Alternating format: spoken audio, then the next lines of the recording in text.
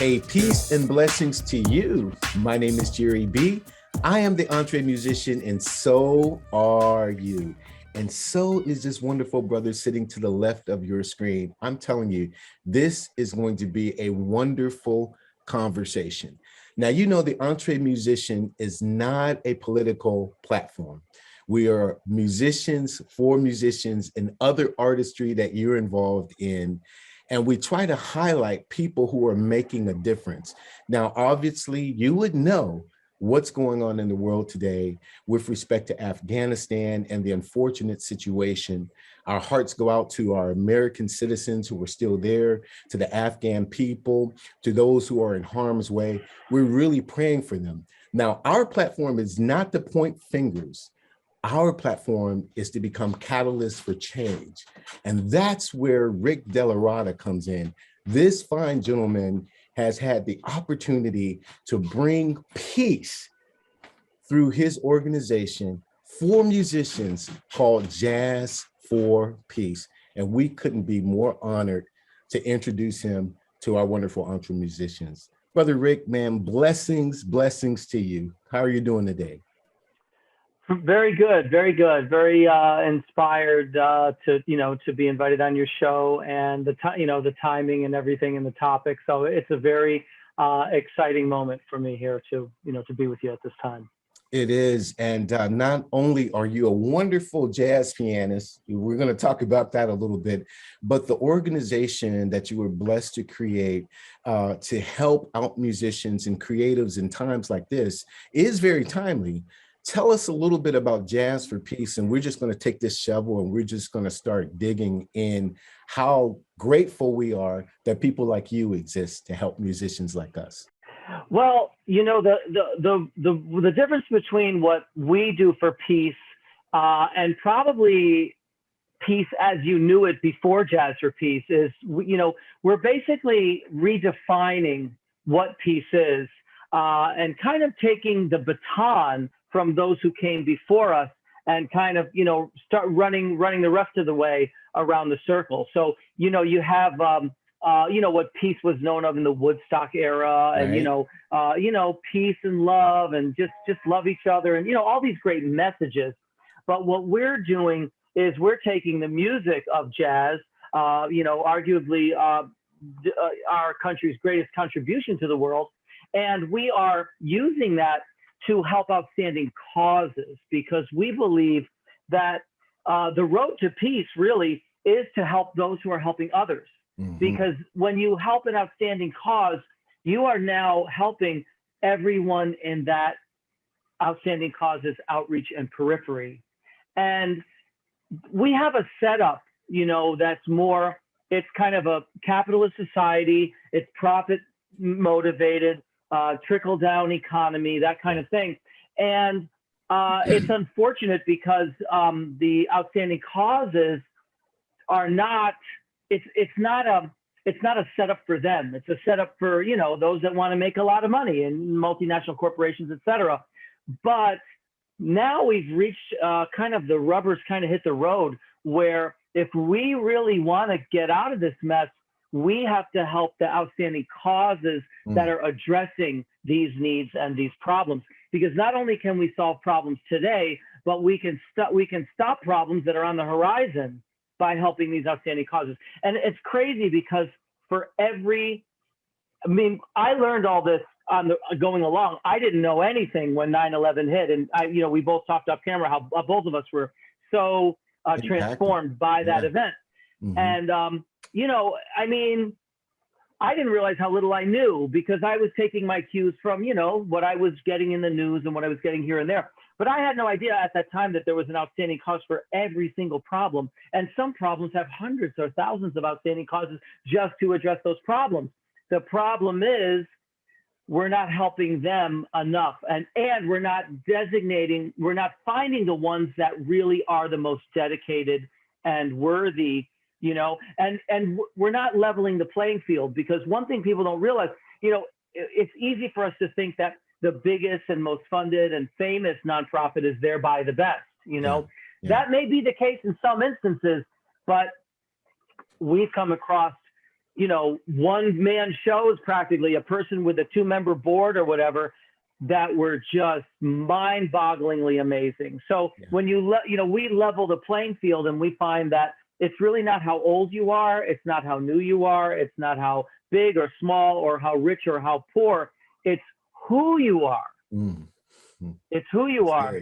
And so, we have come across over 850 of the most outstanding causes have been Jazz for Peace funding recipients. And it all starts with, because we're not anything for peace except Jazz for Peace. Yeah. So it starts with a little jazz. So I'm going to just play a little something for you, because I did a podcast like a few weeks ago, last month I did a podcast, and I was telling someone about how a very well-known jazz performer, a jazz great, actually a saxophone player named Dave Leibman, was telling me that, I should really, you've heard of him. Okay. Yeah. But anyone in jazz knows who he is. Yeah. Well, we were playing together, and just since you've heard of him, we were doing a week-long engagement in New York City at a club called Sweet Basil. And he lives out in the Pocono. So he was, on the weekend, he was staying at my apartment, and I was staying at my girlfriend's apartment, and we were kind of making it work, Yeah. And so we'd hang out during the day and stuff. And he was telling me, because we had played up, I like to feature at least one song where we kind of almost really make up the whole thing. It's kind of, they call it free jazz. Yeah, right. And there was a movement that Leibman was a big part of, actually, in the 70s, was a loft jazz, where they would have these concerts in these big giant lofts in New York City that used to be like for sewing and stuff, and it became a big giant apartment loft. Wow. And you could have concerts in there, and it was called free jazz. The musicians would come and freely improvise. And it was a great scene. And he was telling me how much he misses that and how much that needs to continue. So he was talking to me and said, that thing we did last night, you got to keep that going, he's telling me, and I'm like, you got to be kidding me, I'm going to keep this going. But anyway, that's what he happened to say at that moment. And so as I was talking to and the podcast, the person was saying, we were talking about that. But we were also talking about how the word jazz, and very few people know this, jazz is misspelled to begin with. That's why people say, you can make mistakes in jazz and they're really not mistakes, so you can do that. Well, even the word itself is misspelled. So the real spelling of jazz, which I found out when I went to Haiti, because it's a Creole word. It comes from the Creole word J-A-S-S, jazz. Jazz, and okay. It's a Creole word. And what happened was Haitians were brought to New Orleans. And when those guys were starting that music, they're not going to be playing for kings and queens. I mean, they're just evolving. Right. They're going to play for whoever wants to listen. You know what I mean? And they're just looking for whoever will put up with us, because we're creating this music. So the Haitians gave that word J-A-S-S. And when I went to Haiti, there was a big sign, and it said, "Welcome, Jazz for Peace, J-A-S-S." So being that the word is misspelled anyway, I call this song Free, and I just take the S-S and the Z-Z off. Now it's Free J-A, which has probably more meaning than anything in today's climate, right? So that's what this piece is called. It's freely improvised, and it's aptly titled Free J-A. And what's cool is anyone who turns into any of these podcasts is going to hear something completely different, because I'm making it up. You know what I mean? So your version is going to be completely unique. And it's, I'll keep it short. Yeah. So here we go with that. Play your heart out, brother. Okay.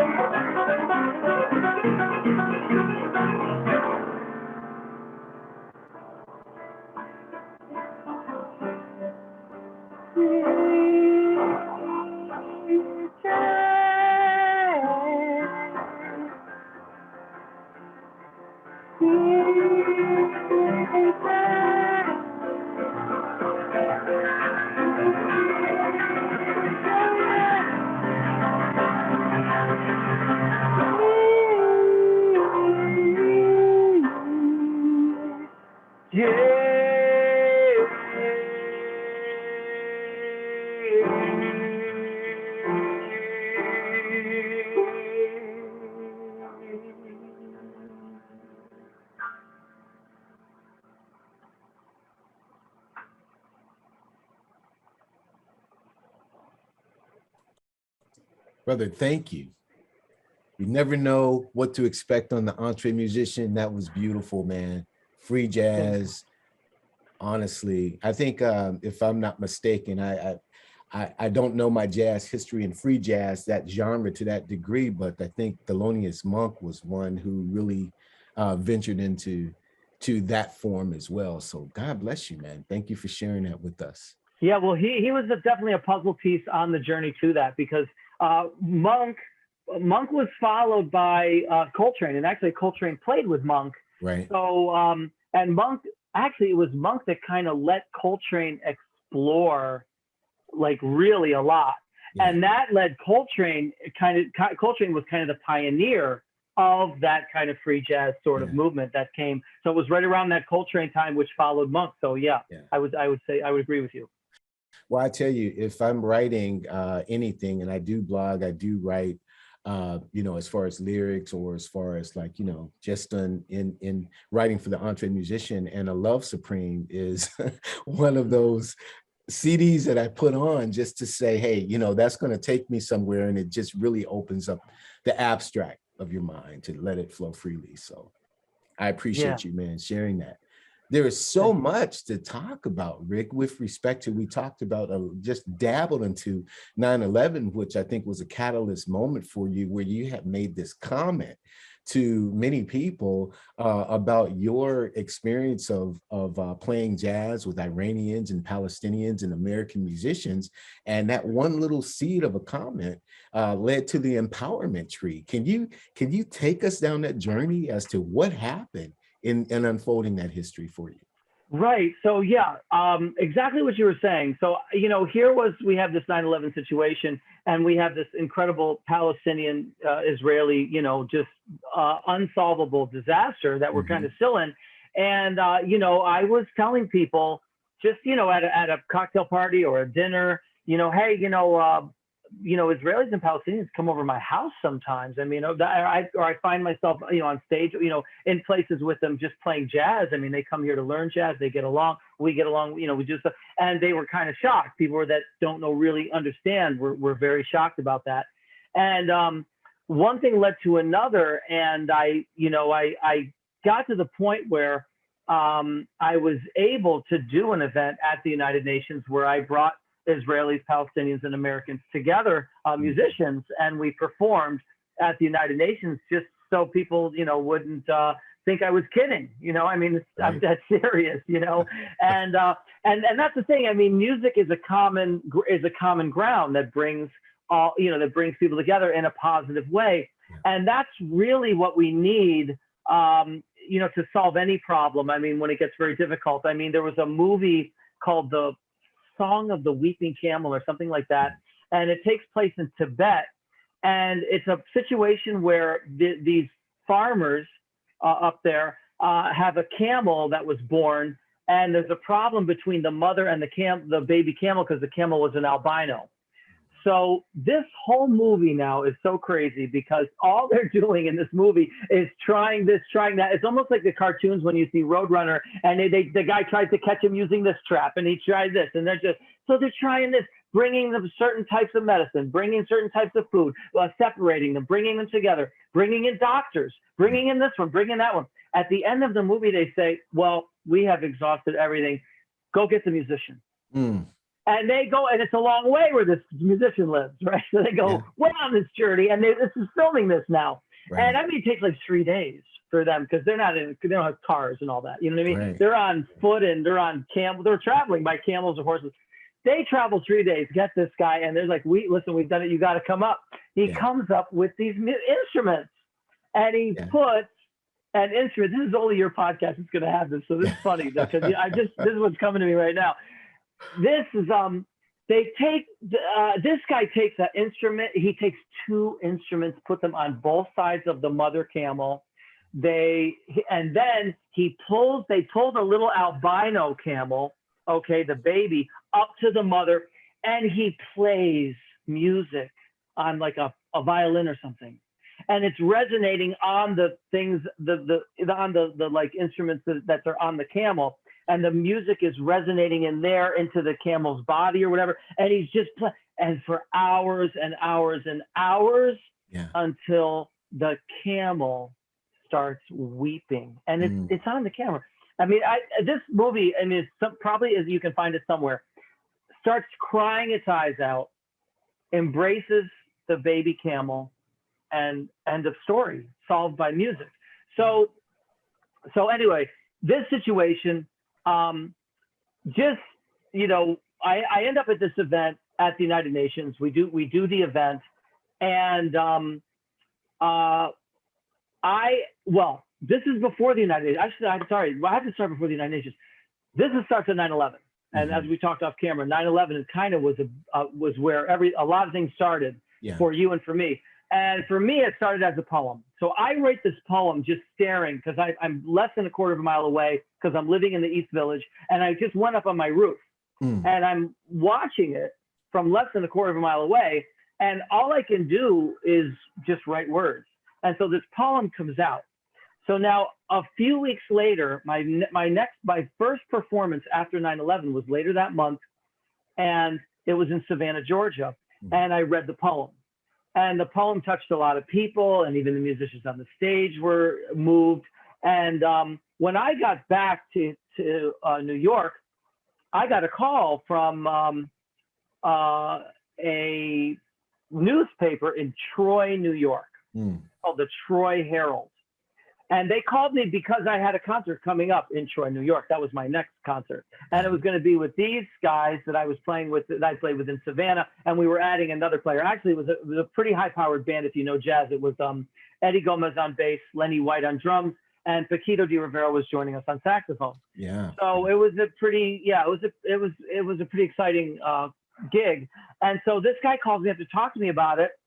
And he says, we heard about thing. You read this poem to 8,000 people and they were crying. And what's going on here? What's this thing you read? I said, yeah, I wrote this poem called Jazz for Peace. Oh, well, now I didn't know because he was recording this whole thing. I didn't know. He just called me up. Hey, Rick, because I had, I think he had covered me years before or something. So I didn't know if we were having a conversation. He was writing an article. I had no idea, but apparently he was recording the conversation, and then he was going to write the article from that. So I just told him the poem. Could you tell me that poem? I recited the whole poem. The poem ended up in his article, but not even from the poem, but just talking to me, I happened to say to him in passing, John or Frank, I can't remember his first name, but when we fill our souls up with creativity, artistry, intellectuality, humanity, things of that nature, we have a better chance at avoiding the behavior that leads to destruction. Now, I just said it off the top of my head, but it's true. It's just common sense, kind of. But anyway, that came out in his article because he had the recorder out. I just said that to him, when we blah, blah, blah, blah. And then we kept going with the conversation. Well, his article comes out with that sentence in it, and that sentence gets lifted. And I had no idea to what degree it had been lifted and attributed to me. Wow. But it became a famous quote. And I didn't know this about quotes. And I would advise anybody, if you don't know, read quotes, because there's all these great people. Right. And you're reading like some of the best things that they ever said in quotes. Right. And there's a lot of websites, all these famous quotes, A to Z quotes, this quote, that quotes about war, Right. That's number 3 on the quotes about how to avoid war list. There's a list of quotes for anything now, and they're all over the internet. And I guess people read. I didn't know. I had no idea, honestly, the degree. Okay. At some point or other, I saw that it was listed on a quotes website. I thought, wow, that's amazing. That's incredible. Fantastic. I didn't know, though, it had gone literally viral. Wow. So now I'm searching for something one day on, just looking for something that I needed through Google, some past document of mine. And I'm looking on the internet, just Googling it to try to find it. And of course, when you Google something, 15 things come up. One of the things that came up was like some person who had listed his personal top 25 favorite quotes of all time. And I'm like, why would that come up related to me? Well, he had put my quote in there. And so I click on it, and now I'm reading all these other quotes. Actually, I became inspired by that. That's when I started reading quotes. Right. I read a quote by Aldous Huxley. I don't know if you're familiar with this guy, Aldous Huxley, but I'm telling you, the quotes, this guy lived in the 1950s, 40s. And he made a quote in like 1959 that is absolutely true about today. So if you'd ever check out like Aldous Huxley's famous quotes, he also wrote a book called Brave New World that everyone's talking about now, because there's everyone's heard of George Orwell's 1984, right? Correct, okay. Correct, yes. So these are the 2 books that everyone's debating. 1984 and Aldous Huxley, Brave New World, as to which we are becoming, because we're kind of getting dystopian here, society. Sure, absolutely. But just to wrap up this question for you, that quote becomes viral, and I now become listed with all of these people that, I couldn't hold a candle to, in my opinion, but, I'm on there, Einstein, Gandhi, me, but they listed it, and it went viral all on its own. Wow. And so that's kind of how one thing led to another. The next thing you knew, from there, I was like, okay, I was asking my manager, you can just explore this idea because of the situation I was telling you about, with people so shocked that, I play music with Israelis and Palestinians.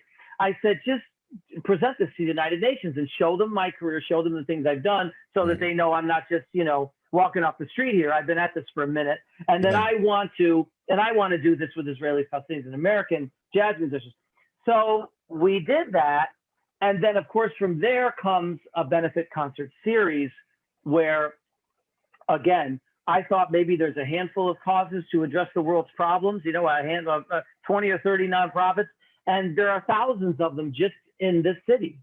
Wow. Thousands of them. So there's no shortage of outstanding causes. There's just a shortage of opportunities to assist them. Now, you're absolutely right about that. And you're absolutely right about the power of music with the illustration that you gave. I mean, I'm a man of faith, and the Bible talks about many different instances where, you know, even a prophet would, before he prophesied, he would call in a musician, and musician would play. You know, we know how important music is in various churches. No matter what denomination you may be, that music is going to help unlock a gate. And I remember reading an article about you where you tell the story of a gentleman named Charles Black, right? Oh, wow. Okay, would you tell that story now? I mean, because it's so like, cool. it helps, that power of music really unlocks ideologies and hard things that you think, this is who I am, and that music has a way of getting into your spirit and unlocking that thing. And then we'll talk about Afghanistan a little bit and how Jazz for Peace can help empower musicians. But tell the story of Charles. Okay, wow, so cool that you mentioned that.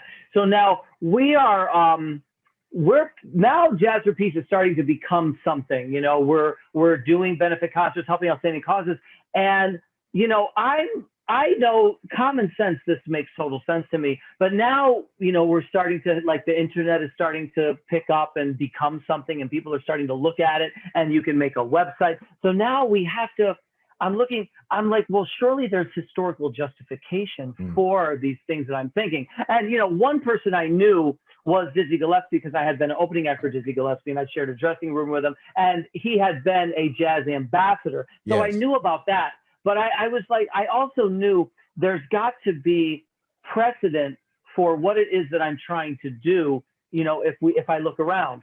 So we start looking around, and we come across this guy, Charles Black. And basically, he was a man that was, he's a super high achiever type guy, you know. He achieved a lot in his life. And so as he got into his 80s or whatever, someone interviewed him.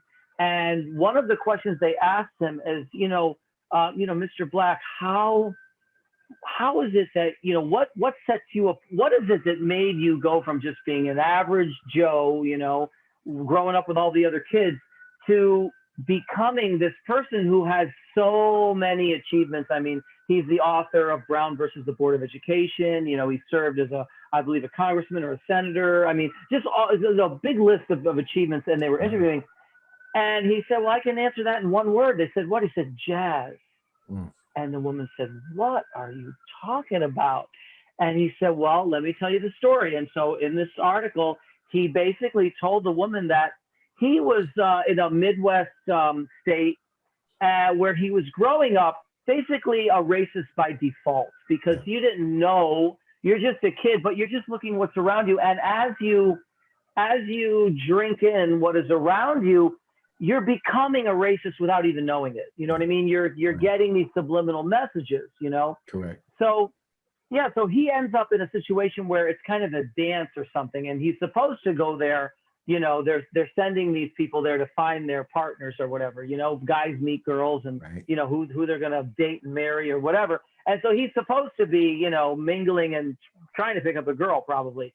So anyway, at some point, he just drops out basically because he cannot believe this trumpet player in the band that he's watching. He's watching the musicians, and he's real fixated on this trumpet player.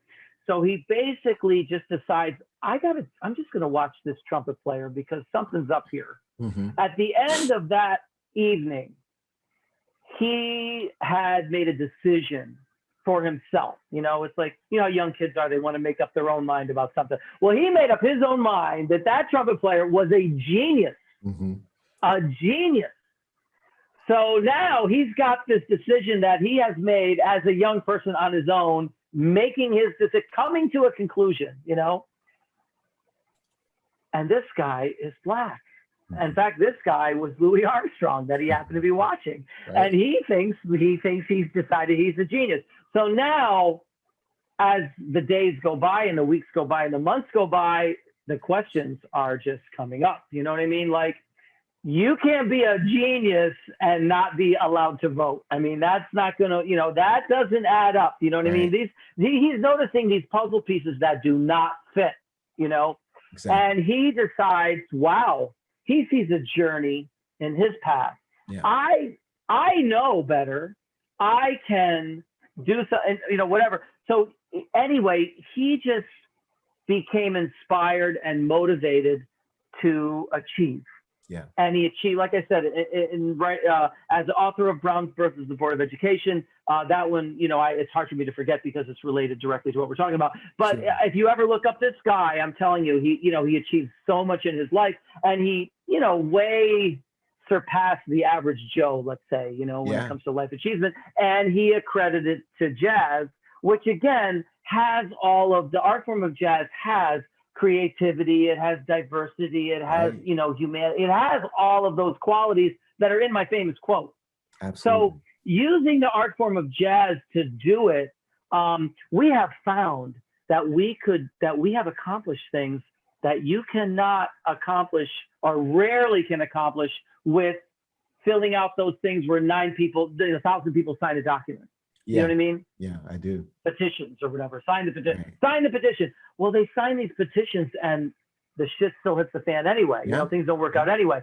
And one big problem, I was just telling someone just yesterday, last night or the night before, I was telling someone who had sent me a petition to sign, and I said, I just want you to know, I said,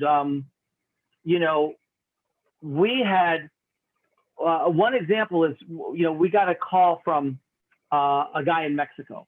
And now this is happening all over the world, but we addressed it in this instance. Mm-hmm. He said, listen, these big hotel chains or whatever, they come into these coastal areas and they get the permits and they bribe whoever they need to, and they destroy the wildlife. And he said, we are in a situation that's not even average wildlife. Yeah. We have a turtle birthing that takes, it's 2 million sea turtles give birth every year, or there are 2 million are born, something like that. But we're talking about millions of sea turtles from all over the world come to this little place called Akumal, Mexico. And because there is a coral reef, you can swim to it. There's a coral reef that he made me swim to it. He put a snorkel on me, go out there and see that. And it's amazing. Yeah. So he said, you guys are the only ones I think that can do this, because we need to wake up the whole community to stand up against this, Mm-hmm. So as we were helping outstanding causes, we started to realize, okay, the art form of jazz, we can play the music for you, but we can also get publicity for your outstanding cause through the event, through the concert, publicity and awareness through the media, through radio, through television, through interviews, through posters, through flyers, all that stuff, publicity. We can also get sponsors for you, because we get sponsors, each event is able to get sponsors. And we have templates, and we started to develop these as we went along. And we learned from other nonprofits that we were helping. They would show us stuff, and we would learn a little bit from the Red Cross, a little bit from Habitat for Humanity. We'd learn a little trick from Special Olympics. You know what I mean? Mm-hmm. We learned these little tricks from them, and we pass them forward. So, we can help you get new and prestigious supporters, because sometimes famous people will come to these events. Sure. Politicians will come, mayors will come, the senators will come. And a lot of people came, I didn't even know who they were till I saw them at my concert, people that I should have known, Ed Begley Jr. is a perfect example. This guy's an actor, right? You know who he is, right? Yeah. And what did I know? Nothing. But he's not just a great actor. He lived off the grid, and he was the first one. He decided to create a house that had zero carbon footprint in like the 1980s. Wow. And everyone thought he was crazy. And of course, he turned to be a genius. Yeah, right. Yeah, that's right. And he was the first one to do it. And if everybody had followed him instead of, kind of talked behind his back and poked fun at him, and, I was excited to learn about him, but it's a shame because I may not be the sharpest tool in the shed, but I'm not the dullest either, Like we should have all known, these are the kinds of people we should all know about instead of which toothpaste to buy or whatever, the things that we are learning, So, so anyway, we start learning how to get, these sponsors for these organizations, how to unite the supporters they have, and how to grow their donor base. We make them all VIP guests of honor, and we let them invite their friends, so that we have a VIP meet and greet. These are all things that happen at our shows. Yeah. And people started to pick up on it. Wow, these guys are getting, they're strengthening their donor base. They're expanding their donor base. They're getting sponsors at the local and national level. They're getting new and prestigious supporters. And they have all these different fundraising techniques that they share. And it's all different branches of an empowerment tree. Yeah. So this guy from Mexico says, you need to come down here and show us how to do that, because we need to stave off we need to stave them off every year, or because there's nobody to represent these turtles, and you cannot just do that. They were here way before us. Yeah, you know what I mean? I mean, they were probably giving birth in that spot before there were humans, for all I know, certainly before there were humans in Mexico. I mean, maybe there was, you were going back to the Maya. I mean, certainly the Maya and those people, those turtles were there when they were there. You know what I mean? The indigenous Maya, the indigenous cultures, those turtles were going back to there. And now, boom, this hotel goes up and they throw their waste out there. The coral reef goes down, and boom, the turtles are finished, Right. So we went there and showed them how to do that. We did that. And I got to go to Akumal and meet these people and, swim out to that coral reef and, and all that stuff. Yeah. And, we realized that you can sign 1 million petitions, and these big corporations can pay off stones, and they just still overrun. Yeah, you know what I mean? That's not enough. Right. But they do that event every year on the same day that we did it, using our techniques. Wow. And that coral reef is still there, and those turtles are still there. Well, let me ask this question then, because you bring up a good point with respect to whatever the cause is. Then how is Jazz for Peace able to come and help musicians? I know some articles I read that it doesn't matter what your donor base is or what your notoriety, if you are a quote unquote named musician or star musician, or has any kind of star power. How does Jazz for Peace come in to help a musician in a small town who wants to help out a particular cause or has a dream to do it? What are the basic steps that you use or utilize to empower musicians?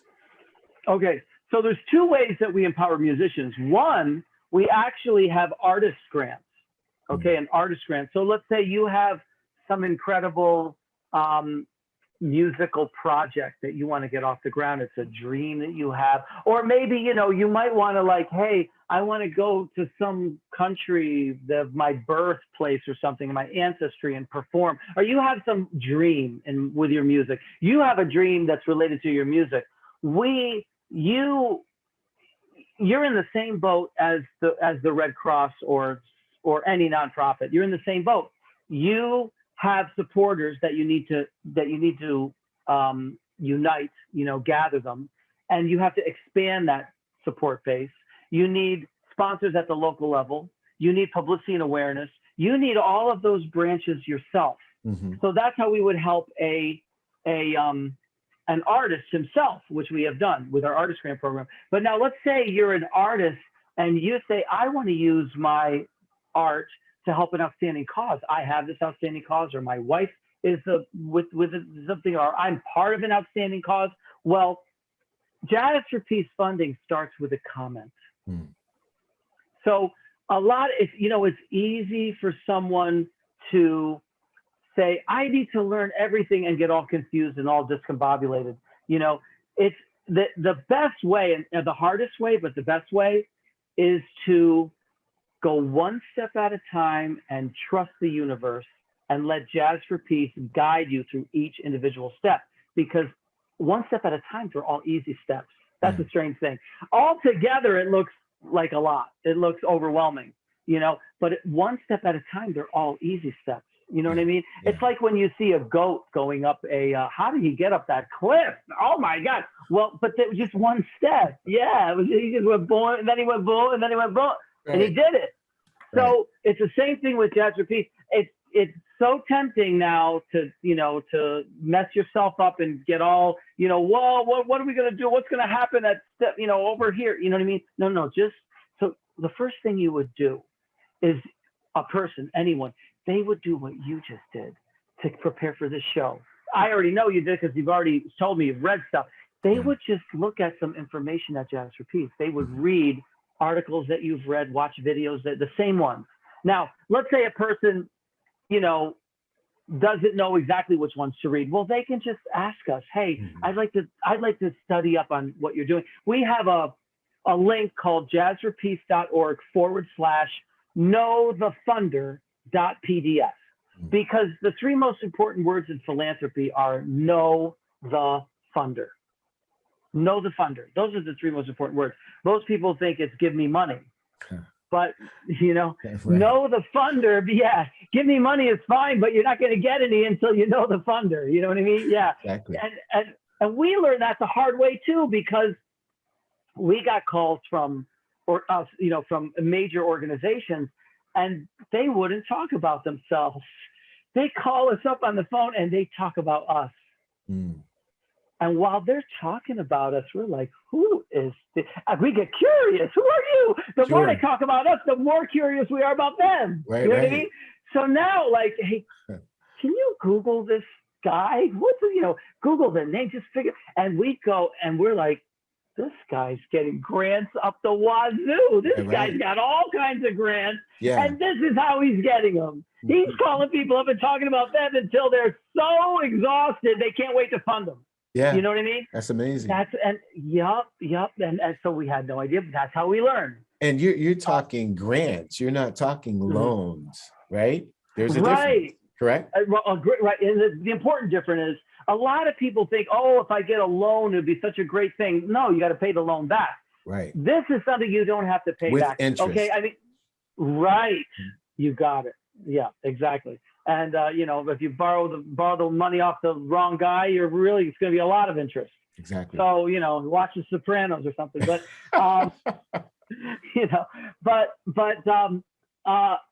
see, here's the thing. I mean, when we say empowerment, that's the key word, and the other key word is enlightenment. Those are like the two most important words that I can think of in relation to what this is all about.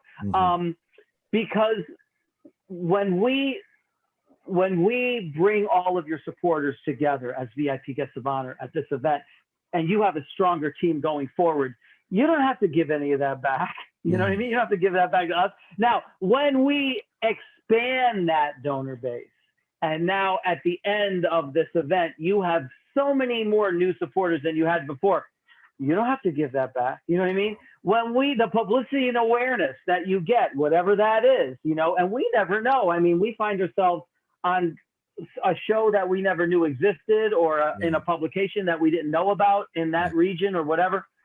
You don't have to give it back after, you know what I mean? And so all of these little things, and at the end, of course, funds, which are raised. I mean, we teach you to confirm your event with funds already raised for you and in your bank account. As we go to the other fundraising steps, it's funds that do not have to be given back, meaning it's a grant. That's the definition. All right.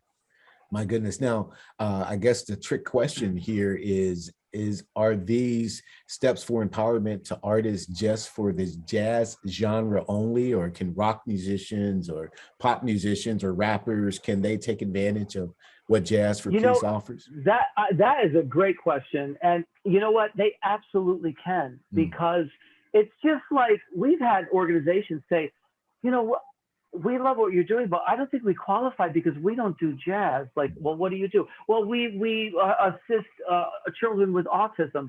Well, we're the jazz. You know what I mean? You're doing something good. You know what I mean? Why do you think you have to be a jazz? We're the, you know what I mean? We're the jazz here. You be the people that assist with autism. You know what I'm saying? And it's the same thing here. I mean, if you're an incredible reggae band or whatever, and let's say even another step forward, you're a reggae artist that wants to help an outstanding cause. Hey, we can do that with Jazz for Peace. You know, we can do it. And Jazz for Peace will be there. We'll still be there. We'll play a few tunes of jazz to open your show or whatever, you know, or as a double bill. So there will be jazz at the Jazz for Peace event because Jazz for Peace will be there anyway. You know what I mean? But we've had all kinds of other music and genres and all kinds of other types of acts perform at these events. And like I said, it doesn't have to be a jazz artist that we're helping, and it doesn't have to be a jazz musician who has an outstanding cause that they want to help using our assistance. Because you know, part of what we offer is the guidance. You know, we offer a world-class cultural event at no cost to you. That's already a lot for most. Most organizations can't even fathom that because they're looking at all kinds of investment and costs just to get to that level, you know, where they have a world-class cultural event. Now they got to make all the money back that they spent. But we offer a world-class cultural event at no cost to you, plus, and the plus is the big thing, because if we just offered that to you, you know, it might be a zero, because what does, you know, I mean, you know a lot about putting on an event, but what does the person, you know, helping the autistic kids, he might not know anything about putting on a world-class cultural event. So we offer, along with the event, we offer the guidance, the event coordinating expertise, and all of those, you know, the staffing, all of those necessities to make that event a success. That's so beautiful. That's so beautiful. Many of us did not know that these type of organizations exist. And I know that you go above and beyond that. I mean, you know, with respect to your connections to the United Nations with so many congressmen and senators, and even, you know, endorsement from former President Barack Obama, and on and on and on. And Dennis Kucinich from Ohio, state, right? from the Buckeye State, right? Exactly. But with respect to education and your commitment to putting jazz back into schools and music education back into schools, I mean, it really is, I think, for those of you who are listening and watching, an organization that you want to get involved in and learn more about Jazz for Peace. Now, I do have a critical question, and I don't even know how to ask it, even off camera. I was thinking, because of the state that we find ourselves in as United States citizen, and watching all of this unfold. As I said, the EntreMusician is not a political platform, but you have been in various areas of Palestine and abroad. When we look at the situation going on in Afghanistan, is there a way that Jazz for Peace can begin bringing about change in helping not only the United States citizens trapped there, but the Afghan people? Is there ideas that are flowing in your organization? That's the thing, okay? We have these unbelievable experiences, but what we don't have is the people that are running things over there. They don't know who Jazz for Peace is. Now, if they knew, if maybe they got a hold of this show and watched it, I don't know. But if we could connect with them, it possibly could be game-changing and unbelievable. And here's why. These events have been so unique. And like I said, there's been over 850 of them. And they have been so unique that almost anyone who contacts us now, we have something similar that we've already done, and that we can refer to them, you know. And one thing that was just something that happened was somebody wanted to unite Afghans and Americans using Jazz for Peace. Wow. And this was in California, and it was in the town of San Ramon, California. And this was an organization that was assisting Afghan women and children. And there was an American community, okay, that wanted to make a difference, and an Afghan community that wanted to make a difference, and no way to unite them. So here's what they did. They said, we want to get you, and we want your program. We want you to, you know, we want to utilize your program and all of the things that you provide with that empowerment tree. Yeah. And then we want Jazz for Peace to perform at this event as a headliner, along with this famous guy from from Afghanistan named Najim Nawabi. I didn't know who, we had no idea who he is, but they made these big posters with the two of us on these posters. And on the poster, it said, first ever, for the first time ever, Afghans and Americans uniting for the common good. Kind of, that was, I don't know if that's exactly the word, but that was the kind of message. You know what I mean? Yeah. And I'll tell you, it was challenging. I felt like they had a lot of courage to do that. And I wanted to support them. I wanted to be a part of this just to see what was going to happen, how this was going to all come together. And they were able to do it. And we were able to learn a lot from it. Okay. First of all, there's probably nothing as far foreign as the music of the United States and the music of Afghanistan.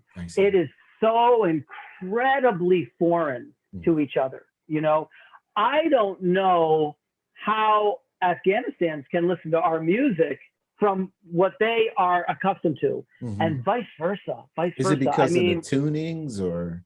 Yeah, everything. It is so amazingly foreign. You know, and don't get me wrong, I've listened to Indian music, I've listened to Chinese music, I've listened to music from all over the world, but I couldn't believe how foreign this music was to me, you know. And but the thing was, we all had a common interest, you know. We had a common interest in our children, in general. We had a common interest in, you know, our communities, in family. There's all of these common interests. And we also have a common interest in the arts, even though our music sounds so, you know, so drastically different from each other. Yeah. So, so we have these experiences dealing with Afghanistan in particular, okay? But then we also have the whole rest of the Middle East, okay? We have things that we've done for you know, Yemen Village Ord, I think it's called. It's a orphanage.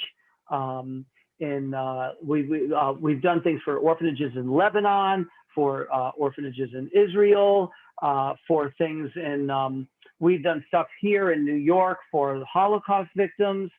You know, I mean, the list is a mile long, but one that's coming to the real top of my head right this second, because you mentioned, I believe, Pakistan, is we went to Pakistan. I went to Pakistan, and it was, I mean, the knowledge that I gained from that was just unbelievable. I mean, that's a country that has very, very little literacy. I mean, they have a spectacular amount of illiteracy. And we were helping an organization that was teaching mothers how to read, because there aren't enough schools and classrooms to fill all of the illiterate children. Wow. So they need mothers to become teachers. So the mothers would teach classrooms of kids in homes how to read. So this was how they were doing that. And I mean, the story is amazing. It's an amazing story, and you can go to Vimeo.com, which is it's more of a little bit of a higher level than YouTube, because it's mostly movie makers and industry people that put stuff on Vimeo. But anyone you can remember, Vimeo.com, and you type in Jazz for Peace Pakistan, and you'll see an amazing interview that the Pakistani media put on there themselves, because they interviewed me and they took a snippet that they wanted Americans and Pakistanis to see, you know, that was me basically saying that we need to unite, because we have reached a pinnacle now where, you know, we can no longer ignore the problems that are facing, you know, with our ecosystem, with nature. And I said, you know, birds, when a bird flies, he doesn't know that he's crossing a Pakistani border. No idea. He doesn't have his passport, you know, his COVID ID or whatever. And these, you know, fish, I mean, you know, they have no idea, you know, all of this wildlife. I mean, it's all part of our world. We're dependent on it for survival, and we're destroying it. And we've got to come together. You know, we have to come together. That's common ground, and we have to, you know, and music does it. I mean, this event in Lahore, Pakistan was just unbelievable, you know, but as have been in other countries, you know, Africa, all over the world. But it was really, really incredible. I mean, I went, they took me, first of all, they took me in a car that had tinted windows. So you'd think it was like John Gotti's car giving me a ride, you know what I mean? But it was like, because they didn't want people to see in. What they wanted to do was, because we were going to areas where Christian churches had been bombed. And we were going into these churches, not churches, we were going into schools of kids who had been persecuted because they persecute Christians there. Yeah. So right. I had recently performed in Nepal, which is another amazing country in that region. So like I said, the experience that Jazz for Peace has in these regions with these people is mind-boggling.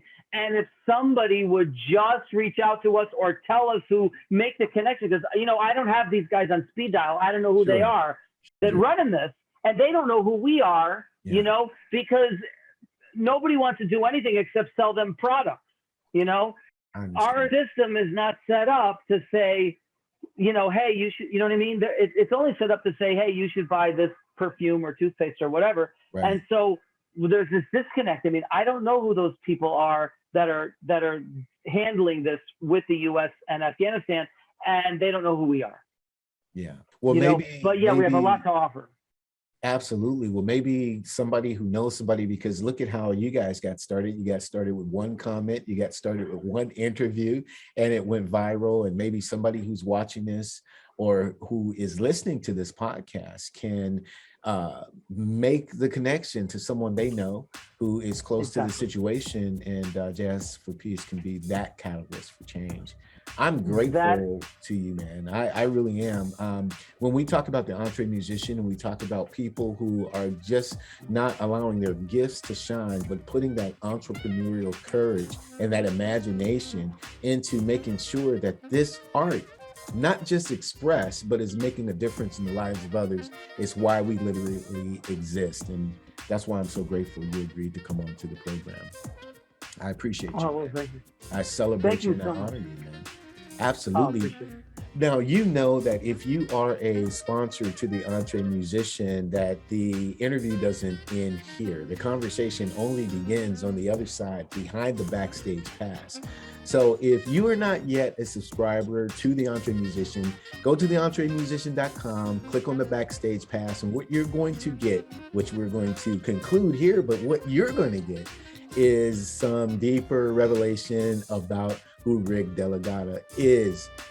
And I just mispronounced his last name. Rick DellaRatta, yes. DellaRatta. So with respect to that, he's going to talk even deeper from a musician's perspective and some things that you should know. So click on the backstage pass, become a subscriber to the EntreMusician. But to the rest of you, hey, peace, peace, peace on the world stage. That's what our heart is. And we're grateful to know people like Rick who are helping to make a difference. Go to jazzforpeace.org, find out more about the empowerment tree and how you can help become a catalyst for change, because that's what the world needs. We need positive changes happening, and it can happen in jazz, or as Rick said, what, reggae, funk, pop, rap, whatever has been placed on your heart to make a difference. Jazz for Peace can help you do that. And Rick, I so appreciate you, brother. Thank you so much. Thank you so much. It's an honor. It's an honor to work with you. My man. Blessings to you. My name is Jerry B. That's Rick DellaRatta. Oh my God. Jerry DellaRatta. That's Rick. Jazzforpeace.org. This is the first time that I have mispronounced someone's last name. That's how come I don't give you my last name, so you don't mispronounce it. But peace and blessings to you. We're EntreMusicians, and so are you. We will see you next time. God bless. Take care. See you next time.